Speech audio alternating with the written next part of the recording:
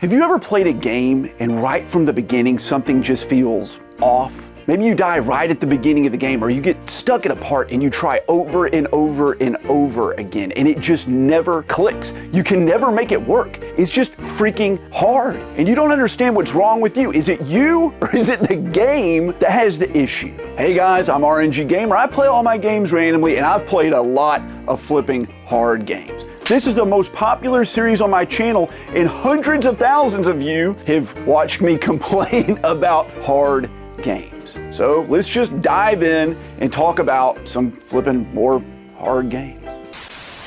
But before we do that, let me preface this video by saying that I'm not talking about freaking ROM hacks and homebrews and alternate modes of the games or like weird challenges where it's like this guy beat this game, he beat Tetris and he only used his toes to play Tetris and he still beat it. He was like one of the first 13-year-olds to ever beat the game. I'm not talking about that stuff. I'm just talking about like the normal experience the average gamer is gonna have with the game. So no like super hard modes, no flipping modifications to the game, no weird challenges you set out for yourself or place upon yourself, okay? It's not beating Mario World 1 while doing the Ghost Pepper Challenge, okay?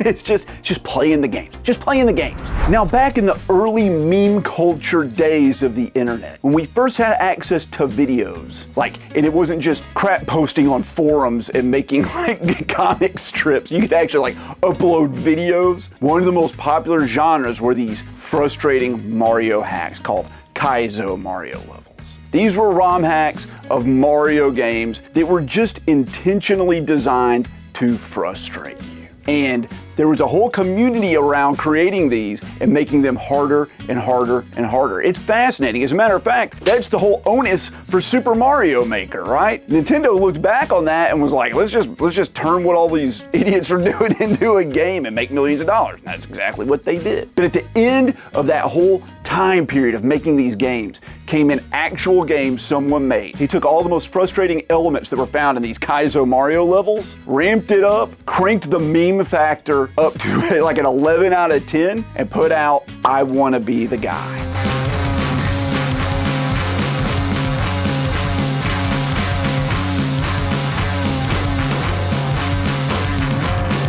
I Wanna Be the Guy is one of the most frustrating games I've ever played in my entire life, and I can't believe I actually beat it. I did beat it in the before times, before I was doing YouTube, but it's an insane game. You play as a little guy who looks kind of like Mega Man without a helmet on, and he has a little blaster, and you platform your way through these insane levels. They look very simple. This is a side scroller after all. But every place you think you can jump, you can't jump. A spike will come down, or the floor will move, or you'll go land on a platform between two spikes and then one of the spikes will flip over and hit you. The whole premise of the game is just to troll you. That's all it is. It's just troll move after troll move after troll move with the intention of making the gamer upset. And it will, okay? This game has been freaking covered to death. There are a million reaction videos about it. Done! But don't let that dissuade you from the fact that this game is actually no joke. Just making it to the Mike Tyson boss is a real freaking achievement. You have to memorize this game, and even if you know every single trick the game pulls out of its hat, even if you know every single place to be, you still have to be able to execute it. And let me tell you, the pixel perfect jumps and maneuvers you have to make in this game are insane. It's like a strobe light of QuickTime events, if you can even imagine that. It's just so unbelievably hard. The only saving grace of getting through this game is that you can now, thanks to YouTube, look up videos of people playing it and get some strategies for how to actually get through the levels. If it wasn't for that, I don't know that I would have been able to do it. It would have taken me like 200 hours of practice to get through the freaking game. But it is no joke. Getting through I Wanna Be the Guy is like the highest gamer cred award I can give to any person. Sure, there are harder games. I don't know if there are more frustrating games than I Wanna Be the Guy. Remember back to the 16-bit console wars. Remember that whole beef that Mario had with Sonic and which one was cooler? And every other company out there was like, we gotta get a new mascot. We have to have a mascot to compete with Sonic and Mario. And like none of them worked. Well, Ubisoft came up with one. He's okay, he had some good games, but it's Rayman. And I know there have been many Rayman games over the years and different styles, and there's Rayman Origins and side-scrollers. But let me ask you a question. Have you played the original Rayman, like the one that came out on the Atari Jaguar? Because that game is no freaking joke.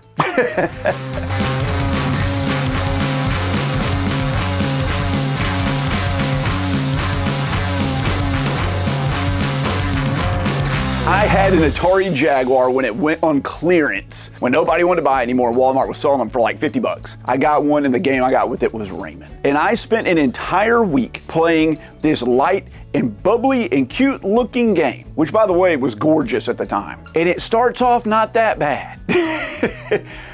But boy, does it ramp up. It's not like a linear graph going up like this. It's like a logarithmic graph. It's like, it's just like unbelievable. And it's not like there's a hard part of the game. It just like gets harder and harder and harder. Like every jump you make gets twice as hard as the one before it, to the point where like it's an impossibility. I've never beaten this game. I haven't played it in a while. I dabbled with it, you know, before I played this video to refresh myself, and it is not any easier. And my gaming skills are a lot better. Rayman doesn't have any arms or legs. He just has like a bean body and feet and hands that float about him. I don't know, the creators like added like a physics engine to the way he moves. He's got like a very bouncy kind of like blobbiness to him, really. Like as you're walking around and like moving and jumping, he just kind of like bobs. And when he jumps, there's this like refractory period from when he lands before you can move again that is very strange. When they designed this game, they went way out of their way to make the levels very beautiful and colorful, and the backgrounds and the scenery all kind of blend together. And it can make it really difficult to find out like just what you can and can't land on. Like you're jumping onto this leaf on a stem, and it's like, which part of the leaf do you land on? Can you land on the very tip of the leaf, or do you need to land dead center on it? And the answer is like, I don't know, dude. Your guess is freaking as good as mine. I don't know. I couldn't figure it out. But Rayman is super hard. It's a retro game that people don't talk about that much, but a lot of you in the comments mentioned like in the other videos about hard games, like, did you play Rayman? I was like, yeah, dude, I forgot about that. I need to do a refresher. But give Rayman a shot. It's actually a really, really good game. And the Rayman series overall is really great. And it's a shame how it's kind of like faded in and out of obscurity over the years. Give Rayman a shot. You'll at least have a good time with the first like 30 minutes of it. Now this next game's a little unorthodox. I wouldn't normally do this, but I feel compelled to do this because in every one of these videos I have to talk about basically a game in the Dark Souls series. They're challenging. Everything is Dark Souls hard. It's harder than Dark Souls. Yeah, well, you want to know what's harder than Dark Souls? The game that Dark Souls is based off of. And I'm not talking about Demon Souls. See, back before Dark Souls, back before Elden Ring, back before Sekiro, there was Demon Souls. And before Demon Souls, there was Kingsfield. But in case you didn't know, there's a spin-off to Kingsfield that FromSoft made for the people that thought Kingsfield was too easy. And I am playing this right now, and I've been live streaming it for freaking months, and the game is never going to end. I have to get out my frustration. Let's talk about freaking Shadow Tower.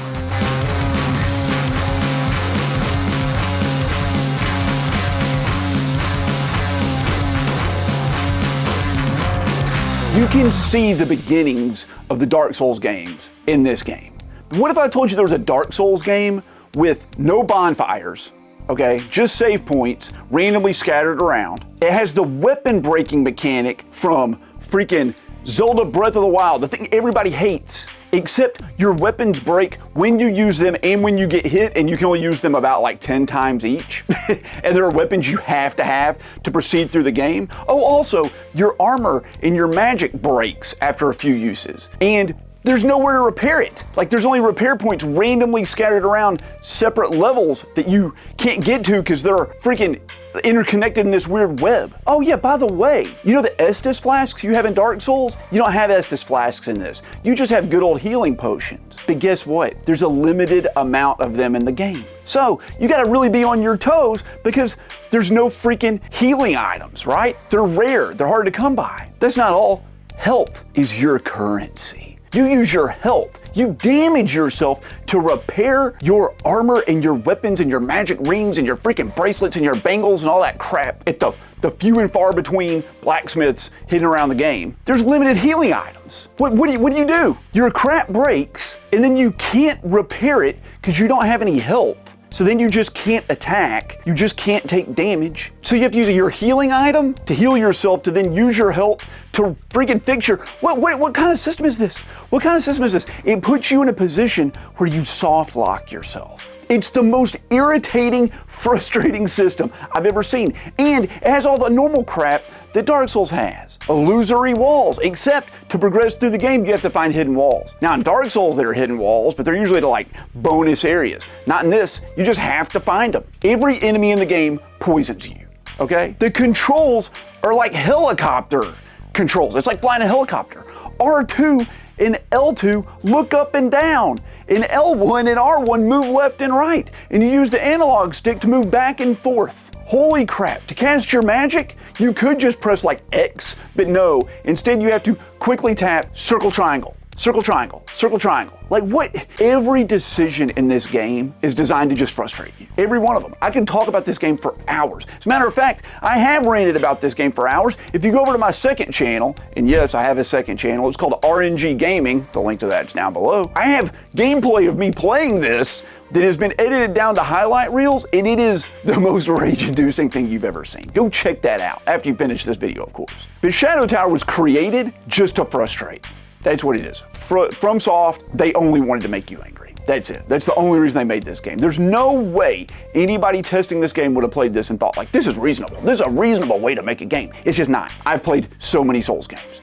They are hard, but they're fair. Shadow Tower is just not fair. Take the difficulty of the hardest Souls game and then just add frustrations on top of it. I wish I had more time to tell you about it. I really wish I could go on forever. I could go on forever. But Shadow Tower is like a $400 game on the PlayStation 1. If you're a Souls collector and you gotta have all the games, you gotta have Shadow Tower. But let me tell you, the fact that you spent all that money on that game is so painful when you realize the amount of hell it is gonna put you through. Now, some games are just hard, like Shadow Tower is hard. Freaking I Want to Be the Guy is just hard. It's just like physically difficult to do. But some games aren't that difficult to do. They challenge your mind and they make you feel like a freaking idiot. And this game has made me feel more like an idiot than any other game I have ever played. It's The Witness.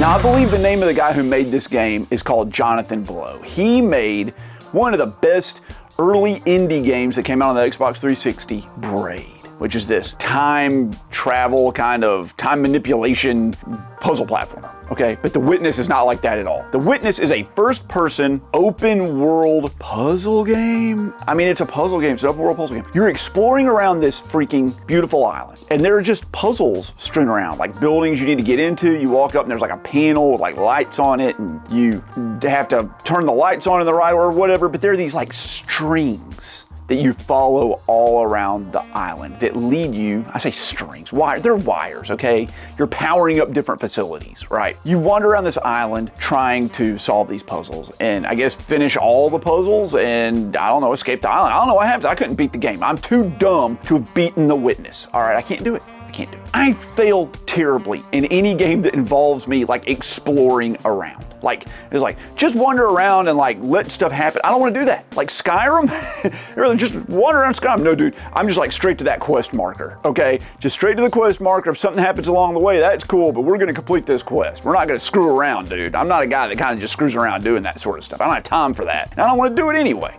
I want to knock it out. I want to get the game done. And I can't do that in The Witness. I'll like spend 40 minutes on a puzzle and like I can't figure it out, and I'll follow the little wire on the ground to the next puzzle, and I'll spend like 30 minutes on that, and maybe I'll like solve it, and then it opens a door that branches out to 6 other paths, and like each one of them has a puzzle, and it's like you have to solve them in the right order. It's just a screw around for 100 hours till the game just happens, right? It just happens. Like everything falls into place, and I don't want to do that. It makes me feel really dumb, and I know it's made a lot of you feel dumb because so many of you have told me that The Witness is like the hardest game you've ever played. It's crazy. I know you can like look up online the order to do all these puzzles and stuff, but just figuring it out on your own, I don't know. Other than just like wandering around day after day after day after day, hoping like something happens. These are my least favorite kind of hard game. And I like puzzle games, and I like wandering around on an island kind of games. I liked Myst and stuff. But these like directionless, just sort of milling around, like hoping to make a like 1% of progress over here, and then like 2% more of progress over here, and then like 5% of progress over here. And then when you get to 10% of progress, like some area opens up, you don't know it opened up unless you just wander around by it. It doesn't respect your time. If you want a good first-person puzzle game that respects your time, look at Portal. It puts a task in front of you and you solve the task, and you move on to the next task. It's very scientific. I'm a scientist. In case you guys don't know that, that's what I do for my main job. I'm a scientist. Put the task in front of me, let me solve the task. Let me figure out how to solve the task. But don't just be like, there are issues out here in the world. The world has issues, go solve issues. You're like, what issues? Do I need to fix the hole in the street? Or do I need to like solve world hunger? You gotta give me some direction here. And that's what The Witness is. It's a game with no direction. I can't do it. My brain, it doesn't work. My brain no good. But if this game looks good to you, and you're compelled to play this, it is a remarkably good game. If you're the remarkably good kind of person that can excel at a game like this. I'm not gonna tell you not to play it. People loved it. It was nominated for many awards, but not here in RNG Gamerland. Not here, not at all. All right, let's go back. Let's go way back to the early days of gaming. Back in the arcades, when beeps and boops and bops and all that crap were deafening. The games were hard. They were designed to steal your money. And this game is without a doubt, I think, honestly, the hardest to control game I have ever played. It's Gravitar.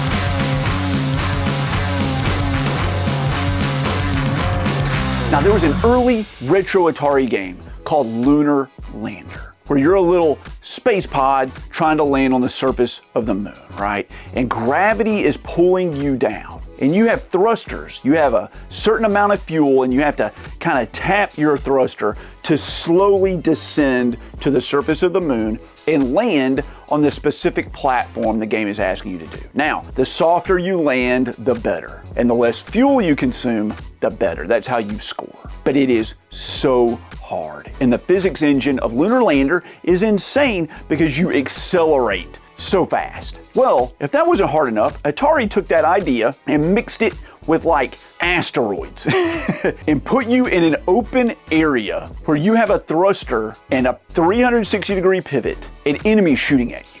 Now, it's hard enough to slow your descent on Lunar Lander when you're just falling towards the ground. But in freaking Gravitar, you have inertia, you have momentum, and there's gravity on the walls and other surfaces. You're just zipping and sliding around. Have you seen those videos where someone puts like a dog in like slippery socks and the dog like tries to run on a tile floor and they're just sliding and slipping like all over the place? Now imagine doing that to a dog, but you put the dog on ice.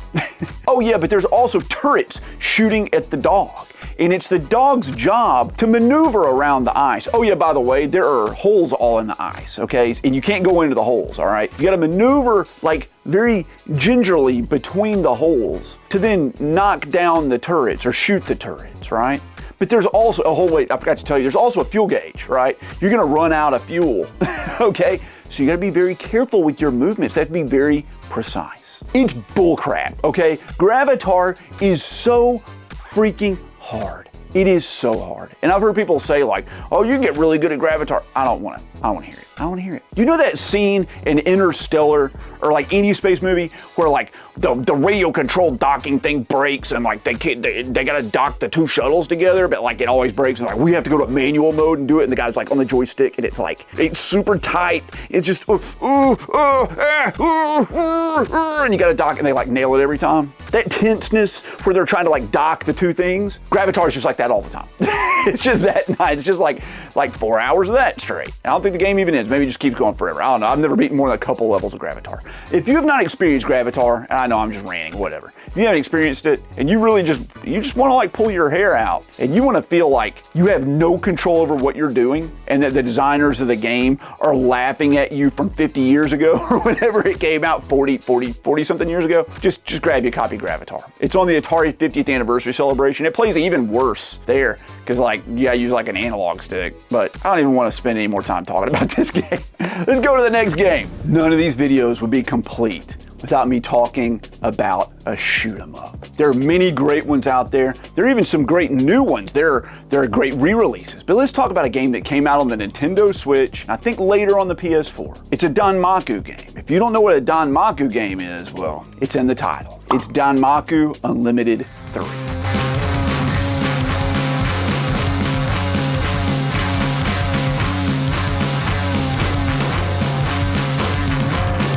This game is a visual assault on the eyes and an auditory assault on the ears.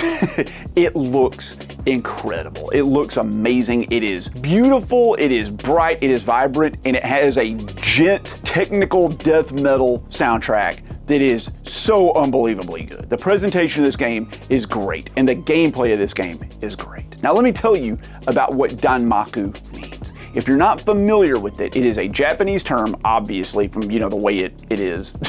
You can tell what it is by the way it is, right? Danmaku means that there's like curtains of bullets. And it's not just your job to dodge the bullets, but to graze the bullets. See, there's a little area around your ship, and you want it to intersect with the bullets as they go by. You want to get as close as you can. It's a risk and reward system. And by getting closer, you power up, right? It makes you stronger. It lets you release your special attack, or it gives you a score bonus. Now, there are tons of Danmaku games in Japan, lots of independent shoot-em-ups or shmups that have it. The Toho games have tons of Danmaku elements in it, but this is the first one that was ever really released to any fanfare in the United States I've ever seen. And you may have noticed, it's the third one in the series. It's Danmaku Unlimited 3. It took 3 iterations for it to get released to the masses. And yes, it was released by Limited Run Games. This game is no joke. You can see what it looks like on the screen. I can go into the mechanics of a shoot 'em up. I don't need to. I think it's self-explanatory.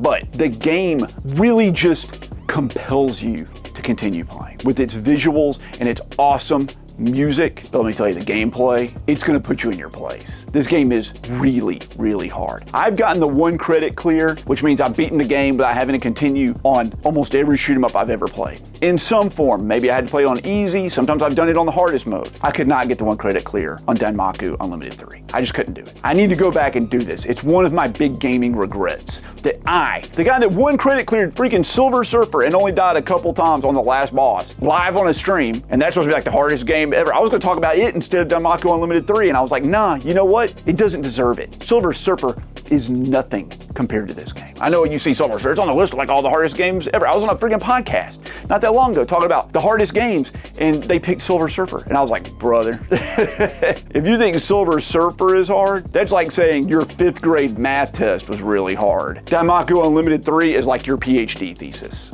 Give that game a shot. Well guys, that's the 4th one of these in the bag. I hope you really enjoyed it. I love hard games. If there are any other hard games that I may have forgotten, let me know down in the comments. And while you're down there, if you think I've earned it, do that for me. Subscribe to the channel, give me a like. It's the best way to help me with the YouTube algorithm. The names you see on the screen right now, well, those are my channel members and Patreon supporters. Their pledges to this channel help so much. It allows me to make more videos, and if you want to help out, you can find the links to those to join up in the descriptions down below. They're really only 99 cents a month or $1 if you want to do Patreon. They're both the same. But thank you so much guys for sticking around. I really do appreciate you. and I'll catch you in the next video.